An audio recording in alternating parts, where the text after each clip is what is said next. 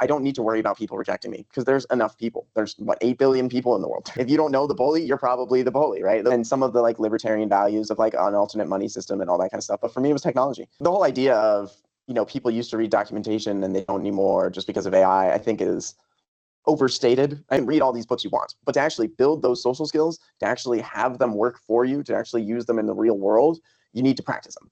At various points in my life, I wouldn't go out for much of anything. It's not that I was scared of going out. It's just like, what's the point, right? Like, I've got everything I need here. I'm a big nerd. I got my computer. I got my video games. For me, you just have to do it. You have to practice. Even if you don't want to be an influencer, posting a bunch of videos of yourself communicating effectively online, even if it's only 3 or 5 that a job can see when they're searching you, I mean, it shows, 1, you're not a robot, and 2, that you can communicate effectively if you have to, if you need to. Not that you're always doing that, not that you're the best at it. I've been doing door-to-door sales, so I took what I learned from doing door-to-door sales as far as like numbers and making connections and building with people. So welcome, Ben. Thank you for the opportunity to be interviewed by the podcast EnContrast. And I would like to start asking you about your childhood. When do you realize that you want to be an engineer or a software developer? Yeah, thanks for having me, Sebastian.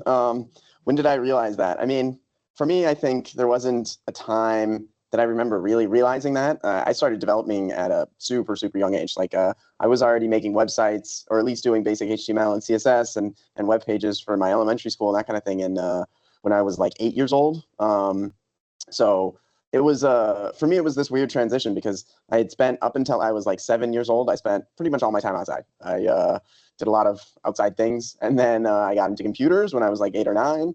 And I lived in Colorado, so we still spent a lot of time outside throughout the years, but I definitely changed to being much more of like an indoor kid, like somebody who was very interested in just, being on the computer and learning about computers and technology. And we didn't really have cell phones. I mean, they existed, but they were a lot different back then. So it was pretty much just the computer, right? You're on the computer, and that's where all the tech was. But so for me, it was so young that I don't really remember a specific time. I just like, as soon as I could start being on computers and start really enjoying it, as soon as I could read, it was just always a thing for me. Okay, yeah, interesting, because it's amazing how fast the technology moved, and the things that you were saying is it's completely true. I grew up with a computer and with computer in my hands, like a cell phone, right? So how was the experience to growing up without technology, and how do you feel when you, I don't know, when you start like with programming languages and when you get your first computer? Yeah, I mean, so we had a computer in our house. My dad was a big nerd. There were always older computers, and the hardware would have been, cheaper, but we always had them. There was usually, like by the time I got to middle school, there was, I had a laptop that I was able to use, like a hand-me-down old laptop from my parents. And there was periods of time where, I felt like I had my own computer, but it was just a family computer. Pretty much everything since I was like 9, I've always had a computer that I've had access to. There really hasn't been a year or a month or anything where I didn't have one. And if I did, I would go out and like I'd start finding one. I got a new one that next week. As far as programming and stuff goes, I mean, I didn't start programming until 2018. I was doing HTML and CSS and web design and SEO and all that stuff since a very young age. I made websites. I actually got paid to make websites in high school and that kind of thing. So like even at 16 years old, I was already getting paid to make websites. But like programming, like real programming, I mean, I was doing JavaScript and stuff and some PHP, but like real programming, I didn't pick that up until 2018 when I needed to do essentially automations. I was trying to hire people to help me create automations for the projects I was working on, and it wasn't going well, both because I was definitely not hiring the right people necessarily, because I didn't have a big budget. So I was just hiring the cheapest type developers I could find in various places. But and then on top of that, I just didn't really understand programming compared to like scripting like I was doing. So I got tired of spending money, and I finally said, like, surely I can learn this. And I started picking up Python.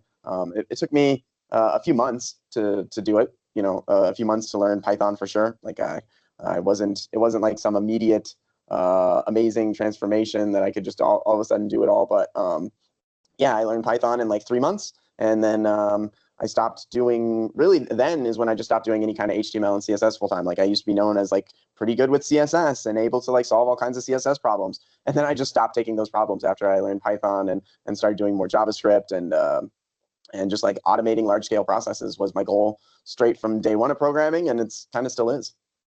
Okay, and interesting. So I think the way that you learn how to programming, it's a different way than we were programming right now. I'm 22 years old, and it was wonderful because with AI, with generative AI, it's really, really simple to just type, oh, create this application, and it didn't work. But for you, how hard it was um, to start learning.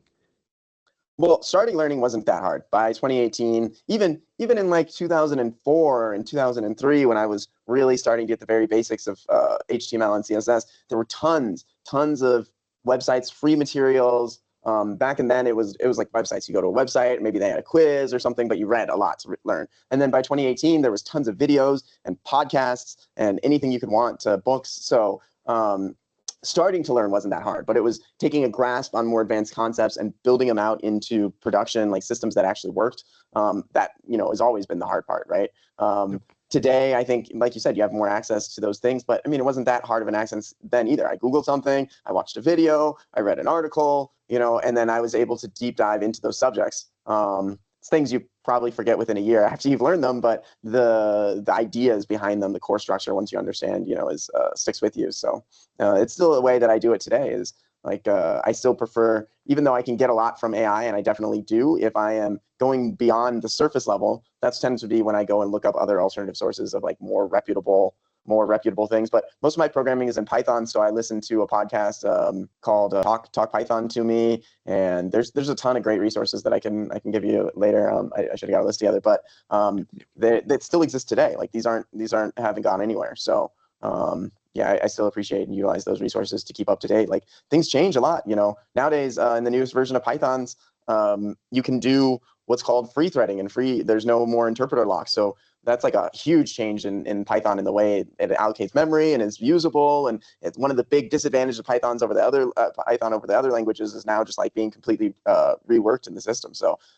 in order to keep up on everything, I still pay attention and listen to those resources. I know that you're telling us about reading documentation and about going to tutorials, podcasts, and all this stuff. Actually, the young generation never reads documentation. So what would you say that is the skills that you had and in your young age that makes you progress fast in programming and getting better? I mean, the whole idea of people used to read documentation and they don't anymore just because of AI, I think is overstated. I mean, even back then, it was a joke. In the 90s, it was a joke that, if you had some like flat pack furniture or something you got from IKEA, you didn't read the instructions how to do it. Of course not. You spent a whole bunch of time trying to tinker with it and figure it out. And so now we have AI to like help us tinker with it rather than reading that documentation. But it's still like that hasn't changed. People don't want to read documentation, and honestly, we don't, it's not like I'm reading the documentation on every little thing I'm doing either. AI is doing some of that lifting. AI is doing some of that work for me.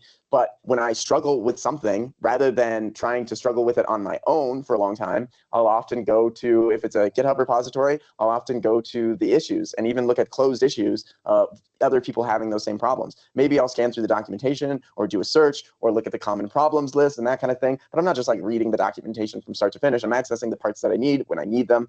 So that definitely helps. I think a lot of people spend too much time trying to debug something themselves because they're like, oh, it should be simple. It's just a little error because it tells me where the line is. But like, people have probably already dealt with that, unless you're doing something very interesting, very unique, or very different, which a lot of us aren't most of the time.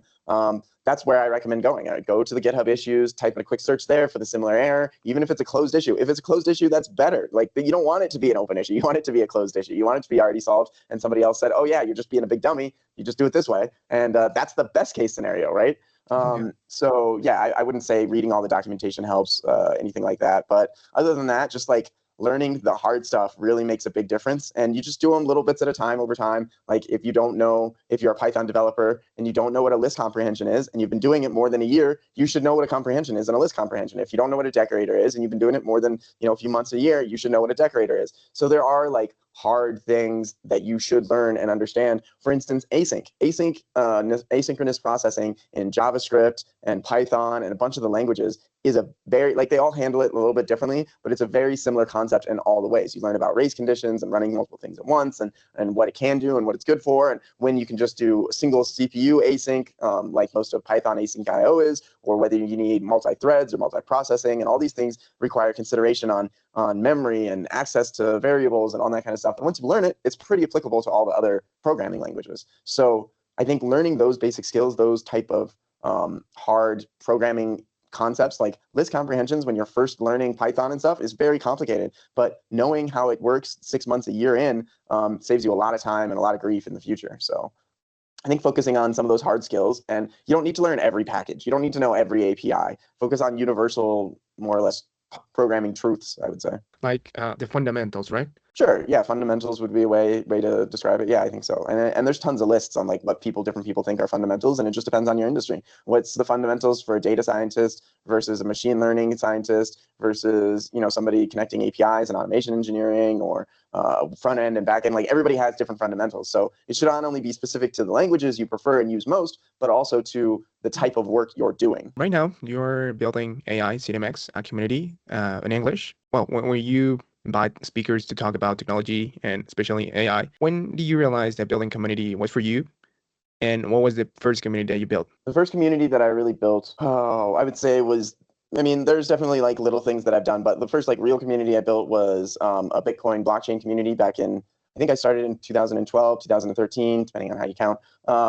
Like from the first event or from when I conceptualized it or for when it started to get popular or when I posted on Meetup, that kind of stuff, right? You can count it different ways. But it was 2012, 2013. And for me, I knew right away that it was for me. I think after doing it, I looked online and I couldn't find really any other communities. And I said, I can't really talk about this stuff with my friends, but like I know there's other people out there, and I was living in Denver, so I knew there was plenty of nerds in Denver that also wanted to talk about Bitcoin and blockchain that probably didn't have friends. Or like when you talk to your friends about Bitcoin and blockchain in 2012, first they say, "What is that?" And then they say, "Yeah, that sounds dumb, and it's never going to go anywhere."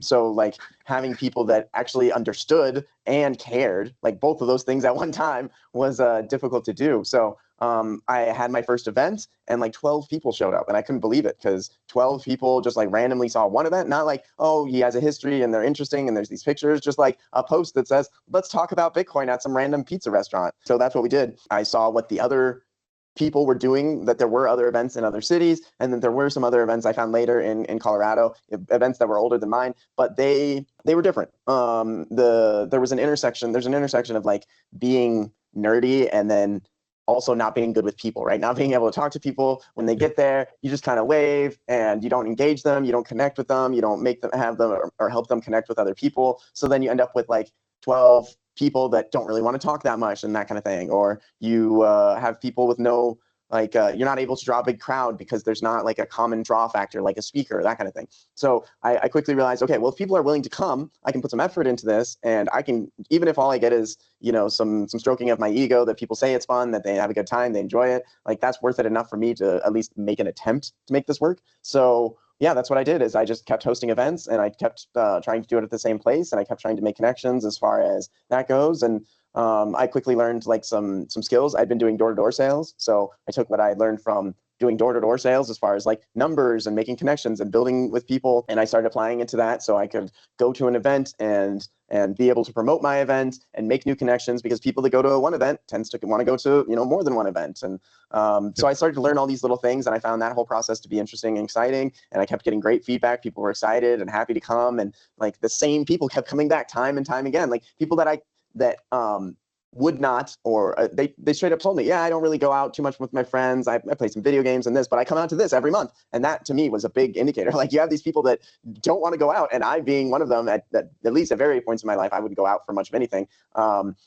It's not that I was scared of going out. It's just like, what's the point, right? Like I've got everything I need here. I'm a big nerd. I got my computer. I got my video games. I go out to get some food and do laundry or whatever. And then like, I don't need to be out for any reason. So the fact that I was able to attract and convince people like myself in that way, that like, yeah, socializing about something you care about can be interesting, can be fun. And, that might be the part we're all missing, that those of us who get highly focused on these things, we decide we don't like to talk to other people because they don't want to talk about the same stuff as us. And so then you learn, okay, actually there are other people and it can be enjoyable. So yeah, I just got a lot of satisfaction. And then I started getting work because of it.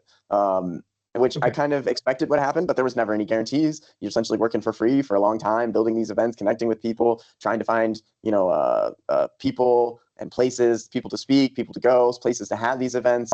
You're not getting paid for anybody. There's nobody willing to pay you for it to have these things. So eventually I started getting work, and that was another draw. Like, okay, if I can get high paying work from people, quality people that respect my time, that are very excited and interesting to work with, like that's a better job. So that's why I was able to stay and keep doing it, is because like, I was getting leads, and I was able to grow that community. And the more I grew that community, the more work I could get, and the better work I could get, and the more I could charge for it.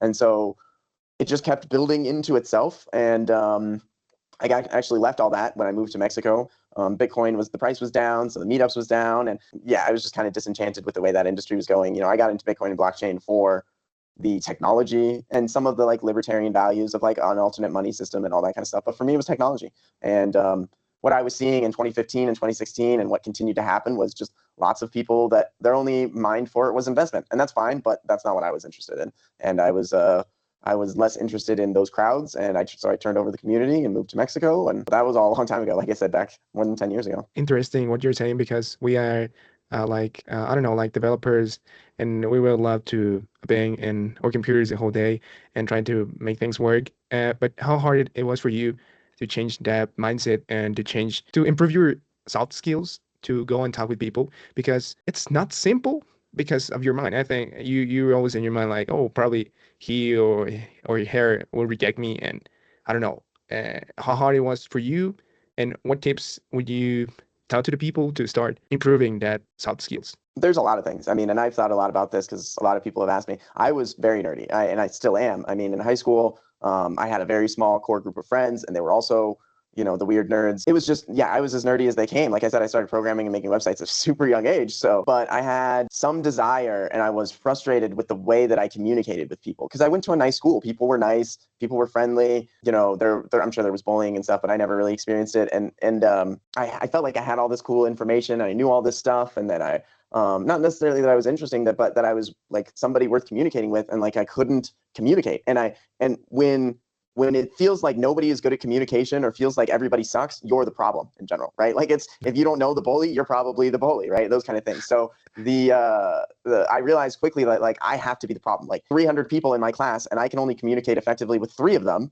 Like there is some disconnect between me and them that I'm sure I can figure out. So I started reading books. Those books were like giving me all this helpful information and all this helpful tips. And so I tried to start sharing that with people, and people thought that was super weird. They're like, I don't need like help communicating with people. Like, what are you talking about? Like, and I'm like, no, but it's cool. You can do it better and this and that. And they're like, yeah, I don't know. They thought that was super weird. So I realized, okay, yeah, that's not what the books told me to do. They didn't tell me to like take this knowledge and go teach other people and that'll make them like me. Like, that's not how it works. So eventually I came across a book that said, essentially, to build, like, you can read all these books you want, but to actually build those social skills, to actually have them work for you, to actually use them in the real world, you need to practice them.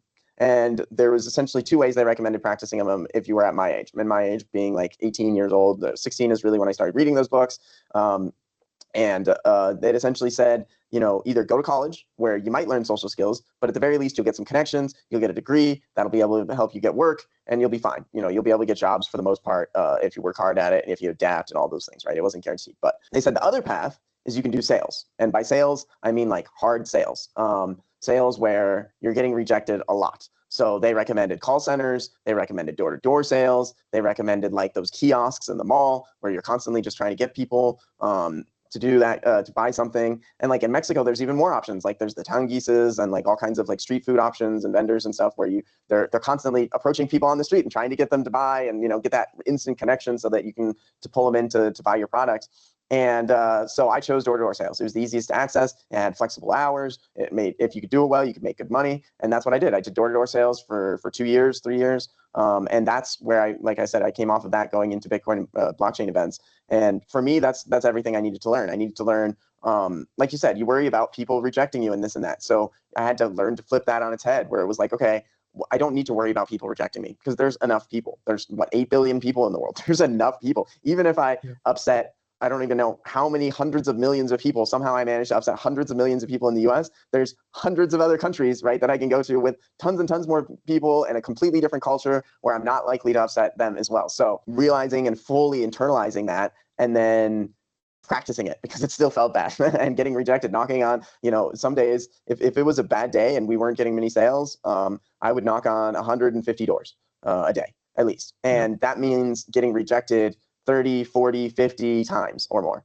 right? And there were other salespeople that were better with people, and they didn't have to knock on as many doors. I was not one of them. I had to play the numbers game. I had a reputation where people would either, by the time I was done, people either connected with me very quickly or I moved on. I didn't waste time with people that didn't want to connect, that didn't care, that weren't interested, that were too busy doing something else. I had other sales friends that were very excited about that idea of like somebody saying, oh no, I don't have time, and oh no, I'm not interested, and convincing them and turning them around completely and all that stuff. They were very interested in that. That wasn't me. I like to play a numbers game and just say, if I talk to enough people, I'll always make a sale. If I talk to enough people, I'll always get there. And so then you just stop worrying about rejection, because those people only matter in your scope of what you're trying to do for a very short time. They matter in their life. They are very important to their friends and family. I'm not saying they don't matter, but for me and what I was trying to do and what I was trying to sell, they mattered for a very, very short time. I would get in, I'd talk to them, I'd help them out, I'd get out, and eventually you just learn, like, it's not such a big deal. Who cares if somebody doesn't like you? There's a lot of people out there.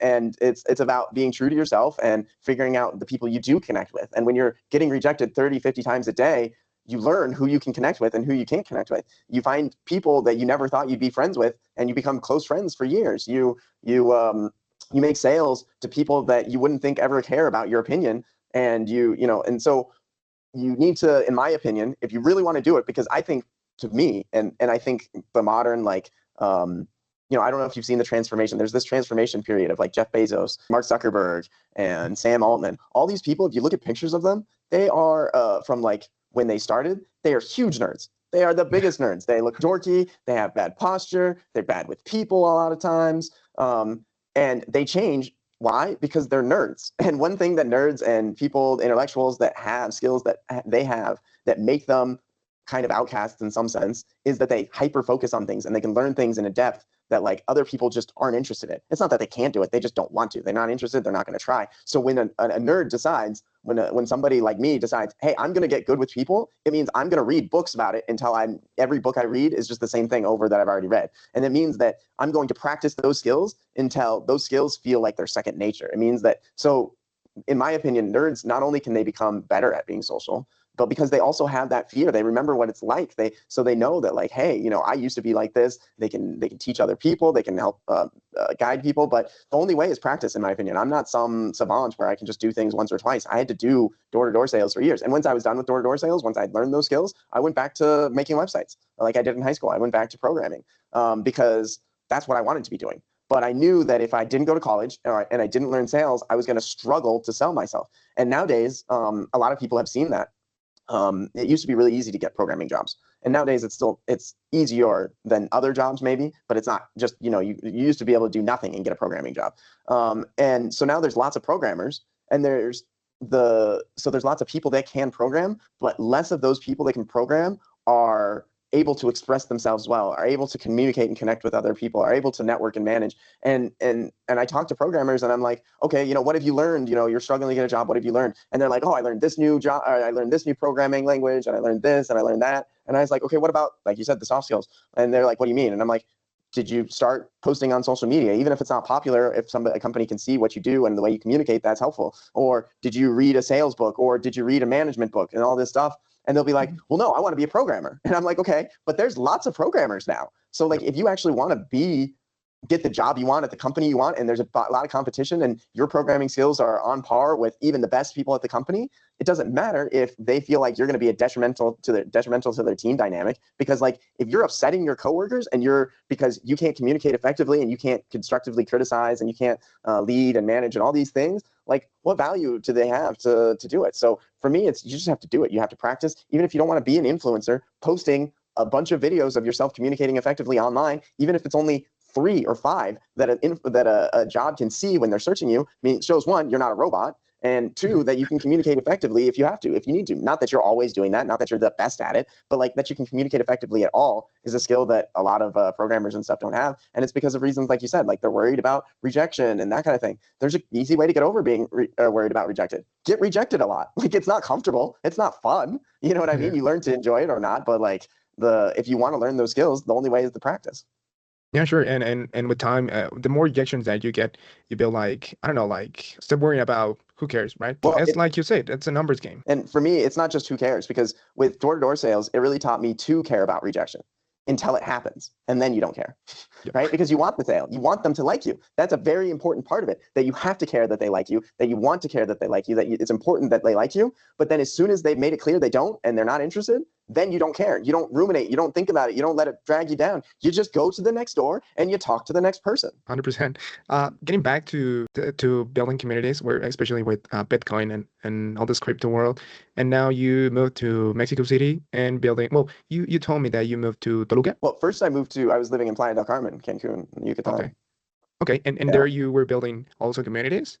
No, I thought about it. I considered it. I went to the other community groups, but I didn't really, at that time, it was like 2016, 2017. I didn't really find a niche that I was that interested in. The communities that were there, it was Playa del Carmen and Cancun, like there's a lot of tourism, a lot of people that are there for 3 months and 6 months. And I mean, that's the case here in Mexico City, but at least there's lots of people that live here full time. In Playa del Carmen and Cancun, there's lots, like the majority of the population is either people that are working in like restaurants and hotels that aren't interested in those kind of events, at least not ones that I would host. They go to other events, just not mine. They were interested, but they weren't here very much. And I wasn't interested, like it just didn't match, it didn't fit for me. And then, yeah, I was living in very rural Toluca. Like it wasn't technically as Toluca, it was like up north outside of Toluca.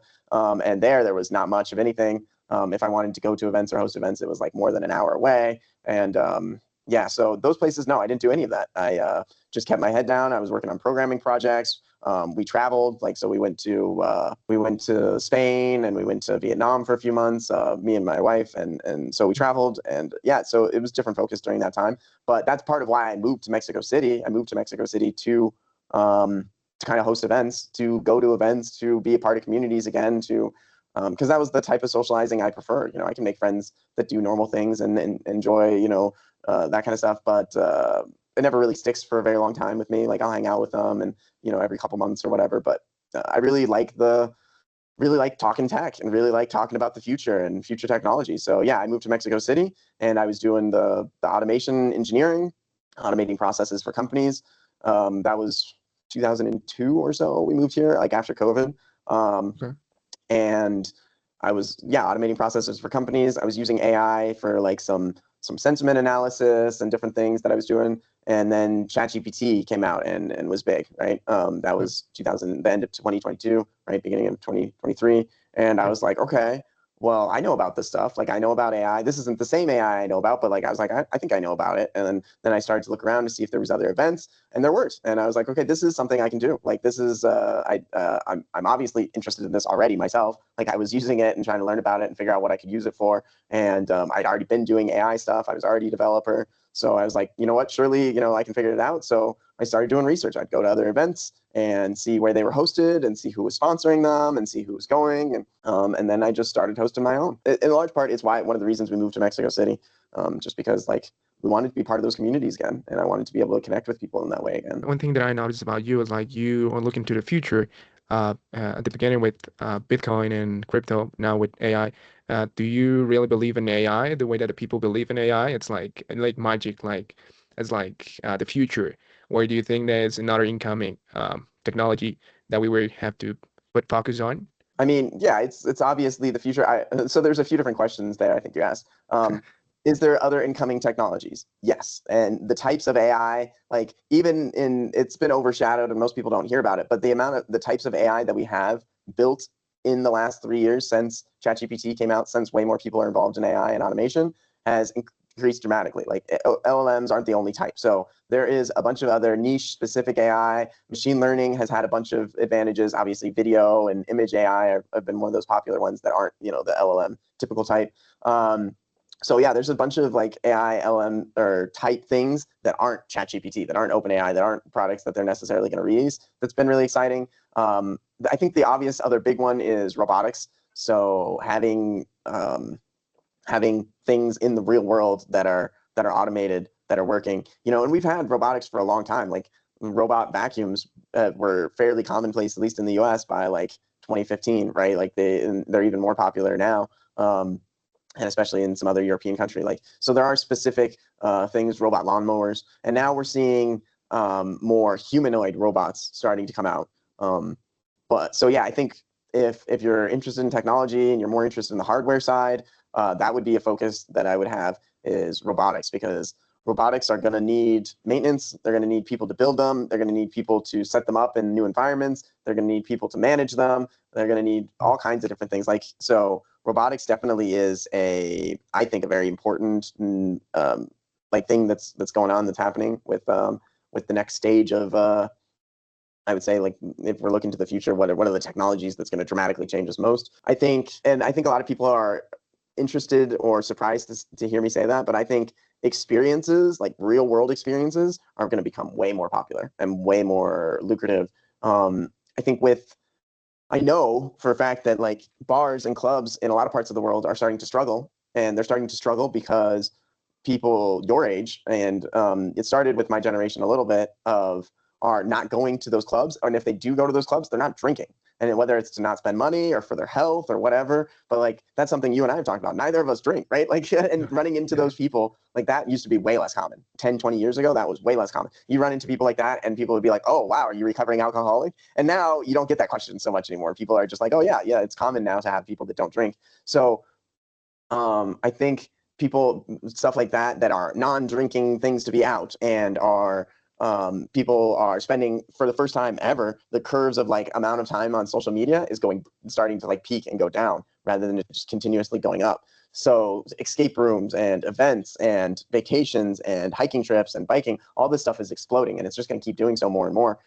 So I think that's a big, for me, that's an exciting thing about the future, that like, hopefully, I mean, for me, like people not being on social media so much and stuff is I think a big value for humanity in general. As far as like AI goes, I am not, I had these AI events, just like I had the Bitcoin events, right? I had the Bitcoin events. I was not into big Bitcoin investment. If you ask me like what coin I should invest in and this and that, I'd say, I don't know. I don't pay attention to that. I'm interested in technology. I'm interested in like real world use cases that provide real value. And so same thing with AI. People are like, oh, AI is going to take all the jobs and do all this stuff. And I am not that person. I wouldn't say the opposite, but like I put a very heavy emphasis at my events and at the people I talk to, that like we need a lot more people that are scared of what AI is going to do involved. That we need people that are cautious, that are thinking, okay, AI is great and maybe it can help, but like there's going to be pain and stuff that goes along the way. And if there is, like, how can we mitigate that? And how can we help the artists that are out there that are saying, yes, AI is here to stay. And yes, I use it in my daily workflow. And yeah, it's scary,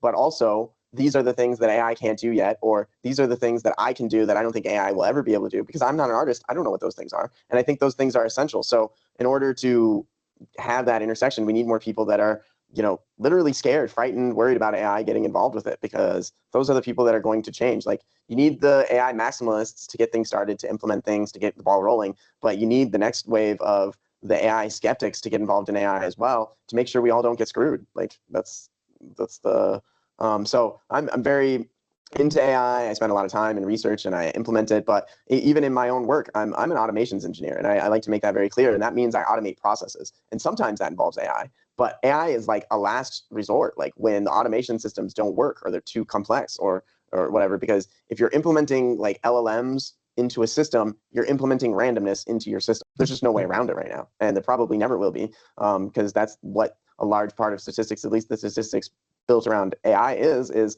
wrangling and harnessing randomness that feels like it's not random, right? But it's still just randomness. I automate a lot of processes, and I spend a lot of time telling companies like, you don't need it or want AI for this. And they're like, well, but we want an AI solution. I'm like, no, you want an automation solution. What's your goal here? And if they say their goal is to build something with AI to impress their shareholders or the clients, I say, okay, well, I don't think I'm like the right person for you, because my goal is to automate boring processes. My goal is to free up people's time so that they can do the stuff they're best at. Like, if you are an artist and you are able to generate 50 or 20 variations of the thing you're thinking about making and show it to a client and say, which one of these matches your ideals more? And they say, oh, this one and this one and this one, that's way faster than sketching 20 things. And you're not going to use the final results of it anyway. So you might as well use AI in that ideation process, right? At least this is what was told to me by somebody who actually is an artist and does think about these things. And then still draw that thing at the end. He still makes the art at the end, right? He doesn't let AI replace the thing that he loves and that he's paid for and that people care about, but he uses it in the ways that make the most sense, because people oftentimes can look at AI art and say, wow, that would be really, like, that's almost there. That's almost perfect. And he can say, okay, great. So now we know exactly what you want. Let me remake it in a way that, like, there isn't a bunch of random lines that are in all the wrong place, and it doesn't have this uncanny valley issue. And And it is a real human's work that you can be proud that, it is, because AI gets a lot of backlash online, and I don't think that's going to change. Even if it gets better, even if, say you and I in the future can have these conversations and we have virtual people having these conversations with us, like there is still going to be backlash against, and some people will like them and some people won't. Some people will only watch podcasts they know is done by humans, that there is obvious grammar mistakes. I see personally for me, I nowadays when I'm writing stuff on LinkedIn and whatnot, I leave a lot of like grammar and spelling and punctuation issues that I didn't used to, because people know then, or at least they feel like it's not, all AI generated, and you get a lot more feedback. Like if I'm reading an article on LinkedIn and I feel like it was 100% AI generated, even if I have a comment, I'm not going to leave that comment, because like why would I bother? Like if I don't think most of these articles have like 10 people that even like them, let alone comment, right? So the comments are more for the original writer, not the other people reading it. And if that's the case, I'm not going to leave the comment because the writer is AI, or it's somebody that doesn't actually care about what they're writing about. So that's why AI did it, So I think there's a lot of, I'm not an AI. So in answer to your question, I'm not an AI maximalist. I think robots and experiences and things that are obviously human are going to become more and more important as we move forward here. I understand that you believe in the real world communities, and you tell us like building communities and real events in real life, they will be getting more and more popular. What is the hardest part for building communities? Getting people to come. I think, I mean, you don't have a community. Like there's a lot of things. A community can be anything, right? And I could say, oh, getting speakers to come, but like you don't need speakers for a community. Or I can say like, oh, finding a venue is difficult, but you can just do it at a park. You know what I mean? So like there for like in general for all communities, and I think for me in my experience is finding the right audience and convincing them that it's worthwhile. And I think a lot of my audience tends to be nerdier people that don't necessarily go out and do things. And when they are social, it's online. And when they do ingest content, it's on their computer. And they're happy to do that. And that's where they want to be. And I relate and identify with that. But like at the same time, I myself have experienced why it's important to get out and to connect and be around people. And so I think finding your audience and connecting with them is difficult. And what goes along with that is being consistent. So for me, I always have my events. My event location might change over time, but like month to month, it's always at the same time. It's always at the same place. It's always on the same day. Like it's the third Tuesday every month, and it has been the third Tuesday every month for the 3 years now, right? Like that's just the day I picked, and I stick with it because I find that the people that really want to come, if they have something, they'll move their schedules, or if something changes, like they have kids sports or whatever that gets in the way, like that's only part of the year, and I can't accommodate everybody, but what I can do is make sure that it's at the same time, at the same place, so that they can learn to work with it if they want. And so yeah, I think consistency and people, just like and I've been getting more into like doing social media and stuff, and I think I've heard this a lot, which is that like if you're not gonna post online, if you're not gonna post on whatever it is, Facebook or Instagram or LinkedIn or whatever, if you're not gonna post online for 3 to 6 months without caring about the results, you might as well not start at all. And I think that's the same with these events. Like you need to host them with the expectation that you might never get anything back, and that it's probably not going to be what you expect. You might get different value than you expect, and you just got to do it anyway. You got to do it consistently for a while, because you'll have 12 people show up at your first event and 3 people show up at your second, and nobody will show up to your third, right? And so if you are only doing it because 12 people showed up to your first one, you're going to stop. If you haven't done it 6 months, you don't really know what's going to happen or what can happen. If you haven't done it a year, you don't really know what's going to happen. For instance, I had a big goal when I first started this with connecting with Mexicans and Spanish speakers and connecting with the local audience.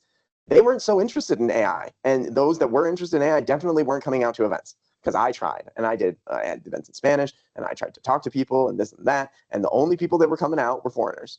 And so I had to reset my expectations and change the audience that I was looking for. And then all of a sudden, last year, the end of last year, and definitely this year, Mexicans and Latin people, like Spanish-speaking people, have been way more into AI and have gotten very into it, and have started coming in large numbers. And now my events, even though they were still in English mostly last year, were mostly like Spanish first language is their first language. So I wouldn't have predicted that, because I've had all events, or not all my events have been in English, but like a large majority of them have been in English. It wasn't something I did that changed. Maybe I finally got to that community. Maybe, my reach on whatever platform finally got there. Maybe like society as a whole just shifted, and like that part of the world just got interested all of a sudden. Like there's no way for me to know. But like if I hadn't done it 3 years, and I'd stopped 2 years ago or a year ago and just like decided that Mexicans weren't interested in AI and weren't going to be, like that was not true. It's still not true, and it wasn't true then. I just hadn't figured it out yet. So consistency and like just doing it and being open to change, being open to what's actually needed rather than what you might expect. What is next for Ben? You're looking at yourself doing events the whole your life, running your own company. What is next for Ben? Yeah, I mean, I do automation for companies. And I think for me, I have put a large focus on in-person events, communicating here in Mexico City and so on and so forth. And I have only in the last few months, we've started live streaming all of our events. So they're all available on YouTube. We started posting on social media, taking the big long form, not everybody has time or interest in watching an hour-long talk or a 30-minute talk. So cutting it down into 30-second, 1 minute, 5-minute segments and reposting on social media for people to enjoy. I guess for me, I'm trying to expand my audience and trying to be more accessible for all the people that are interested. So yeah, I've been learning what's been next for me and what I think is going to be my focus. Like I said, I've been learning social media. So my focus this next 6 months is to just keep posting regardless of what happens, regardless if people like it, take the feedback, try and do better, but just try and continue to spread this message that like, hey, everybody's heard about AI at this point. So if you're not using it, there's probably a good reason. And it might not be because you're scared. It might just be because you're apprehensive or you weren't sure or this or that. AI needs those people. We need those people. Like, yeah, the maximalists are great. And the people that are involved in making those products and stuff are great. I'm very interested in those people. I am one of those people, right? I am a person that thinks AI should be used in all kinds of ways. But like, for me, I really want to get the word out there that like, AI is going to change and already has changed a lot of things. And we need to not convince those people to use AI in every way in all their daily lives, but they should know how it works and they should know the dangers so that maybe they can be an advocate for those dangers. Maybe they can be an advocate for that change that's important. So that's really the message that I've been trying to spread, and I'm going to keep trying to spread it. Like, and I only think I've come to that conclusion in the last few months, last 6 months, and so for me, like that's what I've been building to. And this next year, I really hope to spread it far and wide and really communicate to people in a new way. I think that's mostly my goal. If you would start again today, what would you start, and what would it be your main focus? Like if I was to start over, like my job. Yeah. What you're doing, and I don't know, with all the years, have you learned a lot of have you had a lot of experience and a lot of learn? What would maximize your the way that you are building things, and what are those learnings? Yeah. I think for me, I would learn. Like and people have asked me like, what can I do? What should I do? If you have the ability to learn and implement technology, now is a great time to learn some very specific AI tools and then learn to implement them for businesses. There are a lot of use cases of AI that work very well. And so you can figure out what those are. Some people say images are one. I personally don't necessarily agree. Like we use images and AI to make logos and this kind of thing, whatever. But like if we're talking about complex advertising and that kind of thing, I don't recommend it. I don't use it myself for that. So with I think I would learn what tools work well and start trying to help companies, to help small companies to implement them. I think there is not enough of that. There's a lot of people out there. Like I was talking about, like those businesses, the businesses that are going to stick together. The only jobs that are bulletproof are the ones where people demand people. And one of those things is there's a lot of people. It's not even an age thing, but I definitely think there are more people in their 40s, 50s, and 60s that have successful businesses that are not interested and frankly not going to learn how to implement these AI tools. But that doesn't mean they don't want those tools. That doesn't mean they're not interested in those tools. That doesn't mean they don't see the value in it, but they're not going to learn it and they're not going to do it. And so if you can learn first, the most important part is learn which AI tools work well now. You don't want to be selling garbage. You don't want to be reading some website that says they can do all this amazing stuff with AI and then sell it and find out they can't. You need to know for sure that it works. Like if you're going to do a customer service call-in bot, you need to know what it does well, what it doesn't do well. And then that way you can confidently go and you can sell it to businesses and say, hey, you don't want to answer phone calls at 7 p.m. about your appointments next day.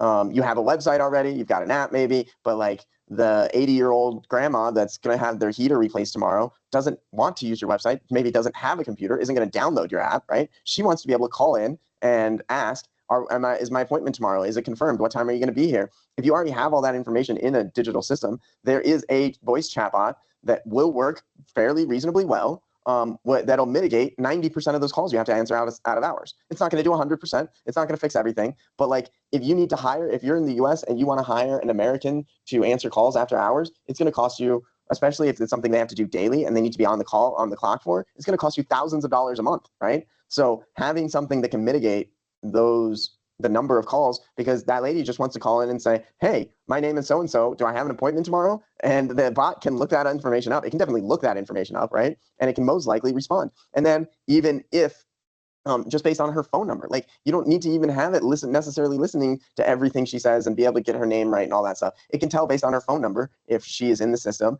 and then say, let me check a second. And then there's even systems where it'll pop up on your phone and you can like in real time guide the bot and stuff. So like there are ways to do these features and these systems. And if you can learn ones that really work, you can sell it to companies that desperately want these services that aren't going to figure it out themselves. So find something where people, if you're a human, right? If you're not an AI watching this, if you're a human watching this, find something where people want people and be that person, right? And I think that would be a job that's going to stick around a lot longer, because the AI tools are going to get better. The drive and the desire for it is going to be more. And so if you can learn what those tools are and develop customers' relationships where you help set it up, and then you're there for maintenance and you're there for updates and you're there for fixes and you charge them a small monthly fee so that you can be around when they want to change things. That's a service people will happily pay for, at least in the US. Okay, amazing. Just two final questions. I really like Linux, but I don't like spending a lot of time configuring things. I don't like spending a lot of time like trying to figure out the best setup for Linux or whatever. And while I liked Ubuntu, there was some issues and there's some drawbacks and stuff. But quite frankly, my computer was old and it had 16 gigs of RAM, and Windows was constantly maxing it out, barely doing anything. So I switched to Omarchi Linux, and Omarchi Linux runs on like 4 gigs of RAM. Like, it takes nothing, and it's beautiful, and it works really well out of the box. And it was built and designed by somebody who really likes keyboard shortcuts. And so everything, and I stuck with Omarchi because of that. Actually, I was switching to Linux. I knew I was switching to Linux, but I was trying to decide which one. And so I ended up starting with Omarchi and then sticking with it because of this whole idea that everything should be, every time you move to essentially the mouse, it takes seconds and it breaks up your train of thought and it slows you down and this and that. So like now when I want to open up my file browser, it's just Windows Shift F. And if I want to open up my internet browser, it's Windows Shift B. And if I want to open up my menu of all my apps, it's Windows space, and then I just start typing whatever app I want. So I do everything now, well, increasingly more things now through just the keyboard. And that's because Omarchi just has all that built in. Like, it's all built in by default. And it's so much faster and so much better for a lot of reasons. So yeah, I used Windows for a long time, but I really do not like what's happened, what's changed. And then all these like AI tools, they're like forcing down on you. I don't have an issue with AI tools, but I have an issue if it's forced on you and if it's taking up my system resources and I never use it. Yeah. So between the ads and the constant scaling of the resources, and the fact that just Microsoft doesn't care about clients like me, they care about their corporate clients, and that's it. So yeah, the question was because how do you have mount this and your camera recording this, your microphone recording your audio? Are you using any specific special software to orchestrate everything? for this call? Yeah. Yeah. Where you record every part at Gemini about AI. I do my investigation about you. I was amazed about how much information Google is having about us. So I just type like a really good prompt. What do you think about AI and about this new way to find information and on the internet? Have you tried something about I don't know about finding information about someone or about something and just Google it, and the information is like I actually had your biography in my computer. So what do you think?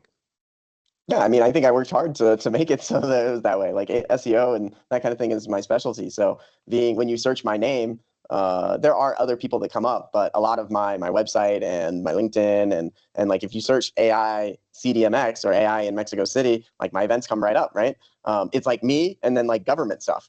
So yeah, I spend a lot of time and effort to try and make it that way. Because information that's not accessible is might as well almost not be there, right? So I think that I have some worry about it, because I think that like anytime I say, oh, I did some research and I did it with AI, I always like to preference it or like tell people like I did that AI with research. So who knows? Like, it might have hallucinated or it might have made stuff up, because you just don't know. And I think a lot of people just take that stuff at face value and decide like, oh, AI said it, and the AI said it's in Google, but even Google's AI that has access to data hallucinates all the time. There's tons of examples of it. Personally, I do that kind of research instead with Perplexity rather than like Gemini. because I find that Perplexity just does a better job of it. But like as far as like AI having that information that you were able to find about me, like that's very intentional. That's on purpose for me. Why do you prefer Perplexity rather than Gemini? Well, one, Perplexity has been doing a good job for longer, and two, I find the results from Perplexity is much better. Like they've just been more in depth, better sources. Google seems to be very influenced by its own algorithms and by what it thinks is a good source, and Perplexity tends to go much deeper in those things.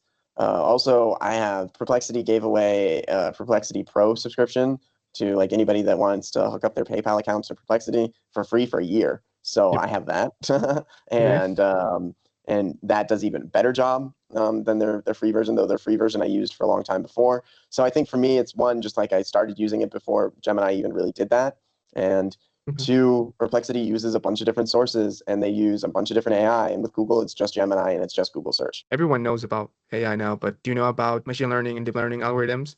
What do you think that is the fundamentals that we have to know as engineers to start in this way? Because AI is the main technology right now, but it's like the base for the future, right? So if you don't know the algorithms and all this stuff, you're going to get like forget what the future will bring. Yeah, I mean, personally, I've used TensorFlow and scikit-learn to make some stuff and that have been deployed to production. What you need to know really changes and depends. Like it really depends on what you're doing and what kind of data you have.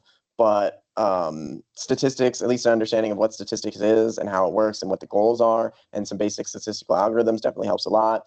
For me, especially nowadays where AI is able to pick up a lot of the slack as far as like, here's 10 algorithms and we can implement a basic version of them. So for me, I don't spend, like it used to be like if I wanted to implement 10 algorithms, say in like 2020, I would have to look up those algorithms, learn what they are, write code for it, implement them. Maybe there isn't like a package Python library or a Python package that does it super easy. So maybe I would have to like make one, right? Nowadays, there's almost always a Python library for it, and AI can implement it, at least at the very basic. So for me, the biggest skill when making those types of models is making automated machines that figure out what's best. So you have a data set of what you're using to find the answer, and then you have the questions and the right answers.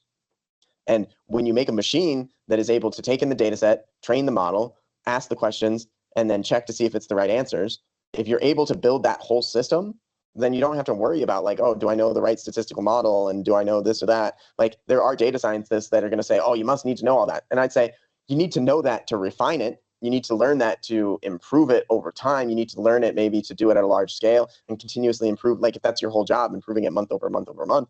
But like most of the things don't require that. Nowadays, you can, like, for instance, there's a very popular project that goes around where it's like counting things for like different processes, farming or manufacturing or whatever the case may be. So it used to be you needed, say you were counting potatoes, like in like a plant where it's like washing and cleaning potatoes and then processing them so that they can be sent out for whatever step next. You need to know how many potatoes you have and how much weight they are and what size they are, that kind of stuff. So you can use a scale to weigh it, and you can use measurements using a camera to measure it. But in order to know which potato of which size weighs which amount, and was what size, you need AI to like count the potatoes on that assembly line. It used to be you'd have to have dozens, maybe hundreds or thousands of pictures of potatoes on that assembly line. Nowadays, you can do it with one picture. You can take one picture from the camera of the potatoes in the assembly line. So you have an actual picture that would be like a real world example. You need one picture to create a model that can properly count and size those potatoes. You don't need to know all this crazy stuff. You don't need to have all this data and everything, but you still need, even if you only need one picture to make that model, right? You might not use the right model the first time. And maybe there's a new model in 6 months that might be better. And maybe there's a problem and you find a new edge case and this and that. And so even if you only need one picture to train the right model, you still need that whole system I was talking about where you have the input data and then in this case, one picture, and then you have the questions and the answers. And you need to have more pictures to test that model, right? And once you've automated that entire process, you can swap in and out and train as many models as you want. And the amount of time that you're spending on it is very little. You just get it, set it going. And then when there's an issue in 6 months, or you want to say, hey, maybe there's a new version, or maybe these researchers developed a new model that's better, you can just swap it out and test it and say, oh, wow, I'm getting a 0.2% accuracy increase, but I'm saving 30% on compute costs, and like you just know right away because you've developed this system. So what I focus on is not learning the right algorithm, because there's lots and there's always more. There's some basic ones that you use for a lot of things, right? DB scan and regressive heuristic algorithms and that kind of thing. But so knowing the basics of what those are is important. But for me, it doesn't matter how many algorithms you know if you can't build a machine that is going to automated test and know for sure whether it's right. Because you can think you have the right algorithm and you can test it manually and this and that, and you can get to one that does 95% and you're like, wow, I did a great job. 95%, that is, my minimum requirement was 85. I got to 95 on my first try. Amazing. And that took me, so many days to manually test and go all through this. Great, we're done. But like if you had spent a little bit more time up front making the automated system, you could have tested 20 algorithms and find the one that did 99% that you've never heard of, that your friends have never heard of, that only recently got implemented because of a research paper from 6 months ago. You know what I mean? So like, even if you know all this stuff, it's not good enough. My advice is to learn how to make the machines that validate those systems, because that's where the real value is. And then not only that, that's what your clients want too. They don't care what model you're using. They don't know. They don't want to know, right? But what they do care about is on 100 examples, how many of it got right. And if I give you 30 examples or 50 examples over the next couple months where it got it wrong, what can you do with that? And if you've done everything manually, then it's going to be difficult to like retrain or figure out what model might do those examples better. So knowing that whole process is what your clients care about and is what it actually demonstrates and shows that what you're doing is working.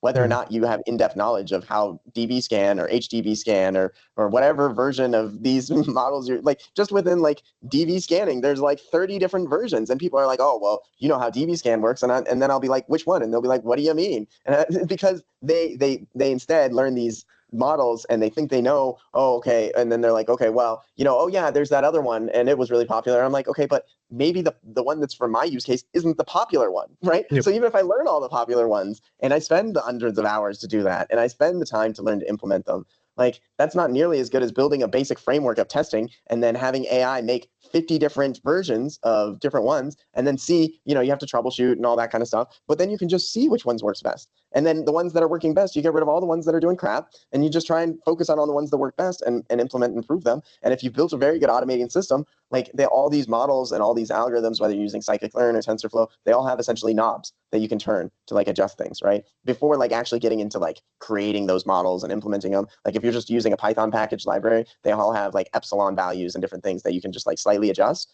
You can have AI, you can have another algorithm that it does a curve of a bunch of different values and sees which one did best, right? And then you can use that to focus in on the best values. So you're not even spending time learning which epsilon is best in your specific algorithm. Because once you learn the algorithm, then you have to learn all the knobs and valves to turn. And then once you learn that, like it changes completely project to project. So yeah, it really depends. But I would say learn the systems that validate what works and automates that process. And those are the most important, because then nowadays there's no process you can't do. You can throw every model in the book at it and just see which one works best, even the ones you don't think are going to work, because you've never done it before. How are you so sure, right? Yeah. It's interesting because I told you about this. No, we are junior developers. We're focused on, oh, my implementation is so complex and no one can read this.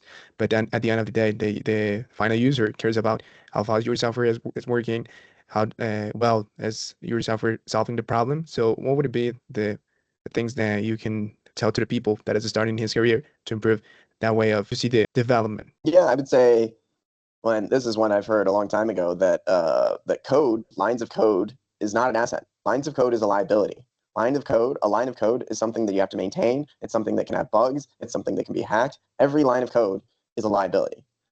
Your assets are functions, like you said, what can actually be used. Not functions like Python functions, like defining a function. Functions as in like, how does it work? And if it actually functions, and how fast does it do that thing? Those are your assets. Your liability is the code and your assets is the functionality. So when you're talking about using AI to write code and it is rewriting things and this and that, like that's all liability. You're increasing your liability. Maybe you're getting to the functions faster, right? Maybe you're getting to it cheaper because you're not spending as much time, but you're also increasing your liability. You're also increasing the amount of hackability, the amount of chance you're going to get hacked. You're increasing the all those things. So I would say that is a big focus. That don't be super excited because you've written more lines of code. Like the writing less code is usually better. And as much as like our world is the programming. Our world is slightly, you know, implementing small fixes and changes that improve things, this or that. Like, it doesn't really matter. Like, for instance, and also I would say don't over optimize. So for instance, if you use LangChain or Mestra or like one of these AI agent frameworks, they add overhead. So like if you're doing an AI call through those things, it's going to take between half a second to 3 seconds longer, depending on the call and what it's doing and how much overhead there is. But there is no such thing as like using one of these infrastructures without adding overhead.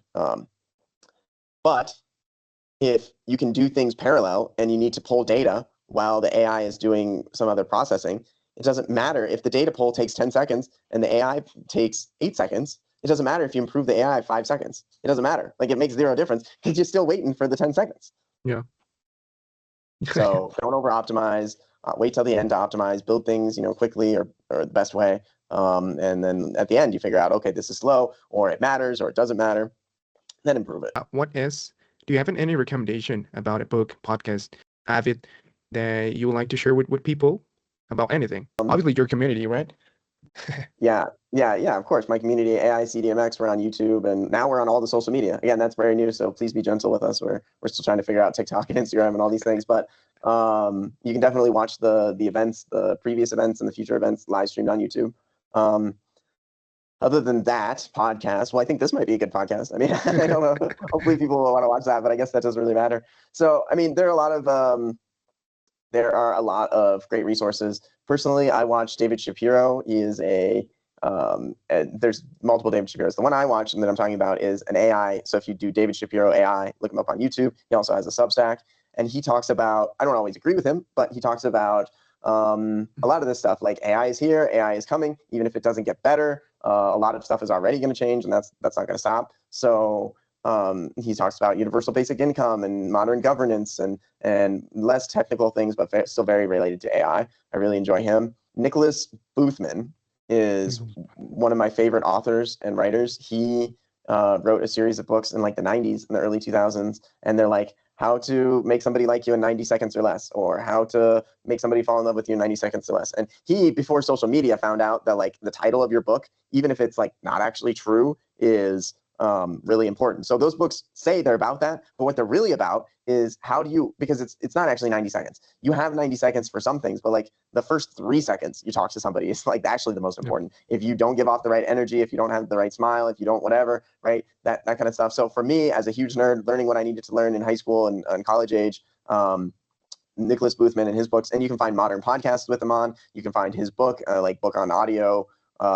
It's on Audible. It's for free on YouTube. Like, you can find him everywhere. So Nicholas Boothman, How to Make Friends in 90 Seconds or Less, or How to Make Somebody Like You in 90 Seconds or Less, or he has a whole range of books. I really highly recommend those books.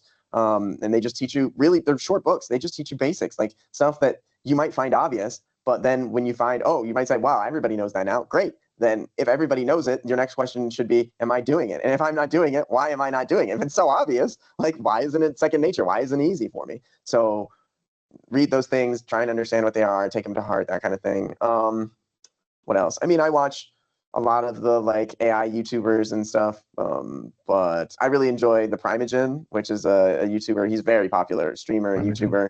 He, I think the channel he posts mostly right now is called The Prime Time on YouTube, and he's silly and he's fun and he's an AI skeptic. And he is interested in technology. He was a programmer at Netflix.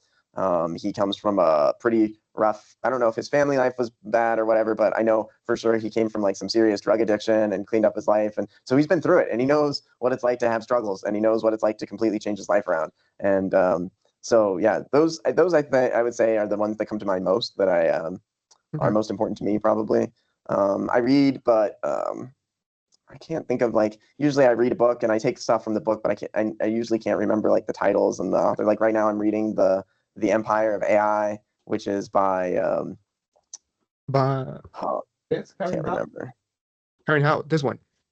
I can't actually see because of your Empire of AI. Yep, that's it. That's it. Yep.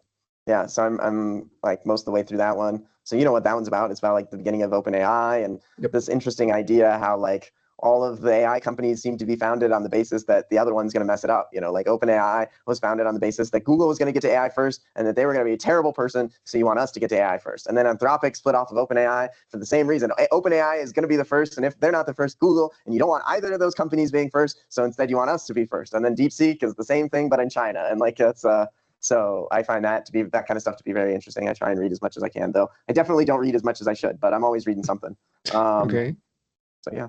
Okay. And the final question, there's something that I haven't asked you that you want to share with people? It's important to fail. I think it's important to fail. I think it's important to not be afraid of failure. And I think it's important to work on those essential, like you said, soft skills. Like if you are a very social person and you're a business person and you don't know anything about programming, you should learn some basic programming. And vice versa. If you are a programmer and a natural at computers and you're bad with people, you should be able to do basic things with people. You should be able to feel confident in and go and communicate a message if you need to, right? And a big part of that is not being scared of failure, not being scared. Like for people that aren't programmers, they tend to get more frustrated when things don't work immediately like they want. And then they think that something should take an hour, but then it takes 10 hours. And as a programmer, that's a normal thing. You do that all the time. And people that are selling and people that are social learn pretty quickly, oh, you think most people should like you. Everybody should like you. You like yourself, right? Or maybe you don't. But either way,